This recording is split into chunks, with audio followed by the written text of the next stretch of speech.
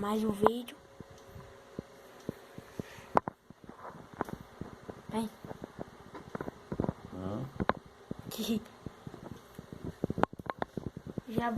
Já fez os garfos ali da balança, com o travante e tudo. Aí aqui é um quadro que tá usando como referência. Aí já fez aqui do quadro.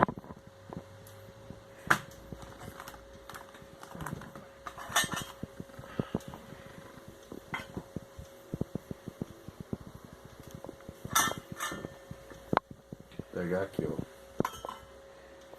Vai pegar aqui dentro. Vai ir no lugar desse daqui, ó.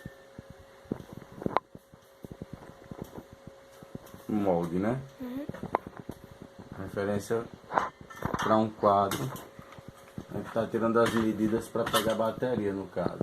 Aí tá vendo aqui o amortecedor. Aqui, ó. A largura da bateria é mais ou menos essa, ó. É. 17, 18 centímetros. 17, 16 centímetros. O amortecedor de aro 24, mas teve que cortar o negócio aqui pra andar. Não ia dar.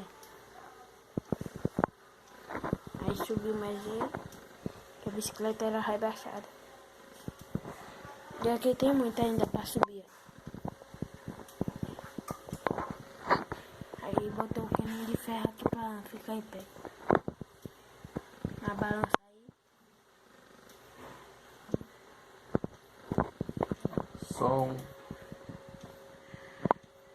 É só um pouquinho, galera, pra ficar demonstrando a pouco. Eu vou terminar o vídeo. Tá sendo feito, né? Uhum. Vai fazendo aí, já que a gente parou de fazer vídeo tanto tempo. É, fazia por ano. Vamos jogar duro agora. O cubo é de freio, desse aí. Daqueles de... De trava. É.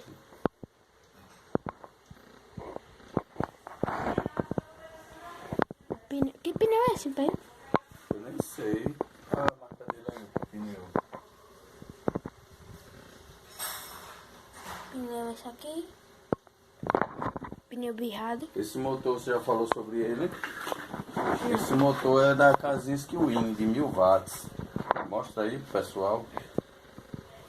Ele pesa mais ou menos uns 20 quilos por aí. Não, é uns Teve 15 que comprar o quilos. freio que vem separado aqui. Ele vem separado. É um O freio tá na posição invertida. freio de tambor. Mas funciona por dois lados. Aí aqui tá o outro lado aqui. Teve que comprar as porcas também. Tá aí o projeto. Vou terminar o vídeo agora. É só uma demonstraçãozinha.